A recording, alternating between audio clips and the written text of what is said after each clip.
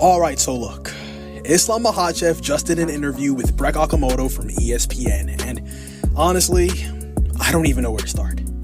I mean, the man is already talking about if or when he beats Jack Della Maddalena, how he's looking forward to fighting Ilia Topuria at the White House, and how he wants this fight to happen at welterweight.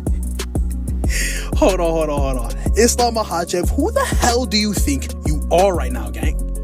You're out here calling shots between two different weight divisions when you've literally got an actual killer standing right in front of you on November 15th. It's almost as if he's trying to write his own future, completely skipping past the biggest test of his career in Jack Della Maddalena. And look, now that UFC 321 is now in the rearview mirror, all eyes are on UFC 322, and it's shaping up to be one of those nights where either Islam Makhachev cements himself as a true double champ, or Jack Della Maddalena reminds the entire world that momentum and power don't care about your resume.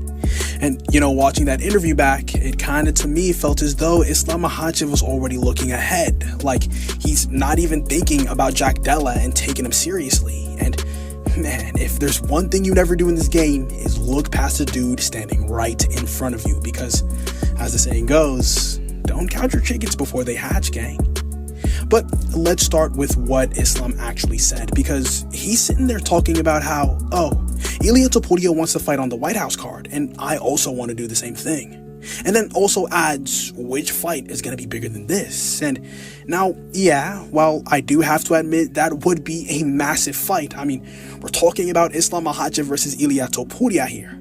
The former pound for pound number one versus the current pound for pound number one. And probably the most hyped up matchup ever if it really does happen at the White House, like Dana White's been teasing. But Islam Makhachev's been speaking like this fight is already set in stone, and like November 15th is just a formality before he moves on to the real fight. And that's where he's getting ahead of himself.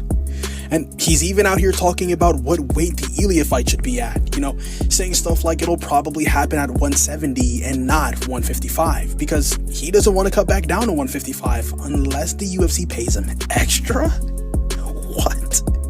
I mean, the man hasn't even fought once at welterweight yet, but he's already negotiating his next title defense there.